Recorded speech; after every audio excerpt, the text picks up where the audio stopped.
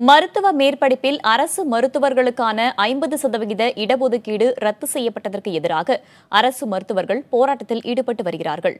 போராட்டத்தின் பின்னணி மற்றும் மருத்துவர்களின் கோரிக்கைகளை இப்போது பார்க்கலாம். கிராமப்புறங்களில் மருத்துவ சேவையாற்றும் அரசு மருத்துவர்களுக்கு மேற்படிப்பில் 50% இடஒதுக்கீடு வழங்கும் முறை நடைமுறையில் இருந்து வந்தது. இந்நிலையில் வழக்கு ஒன்றை விசாரித்த சென்னை உயர்நீதிமன்றம் இடஒதுக்கீட்டை ரத்து செய்து உத்தரவிட்டது.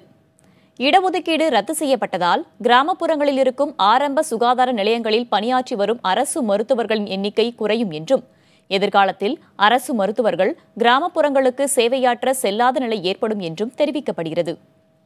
மேலும் அரசு மருத்துவமனைகளில் பணியாற்றக்கூடிய மருத்துவர்களில் சிறப்பு மருத்துவ சிகிச்சை அளிக்கக்கூடிய மருத்துவர்களின் எண்ணிக்கையும் குறையும் சூழல் உருவாகியுள்ளது.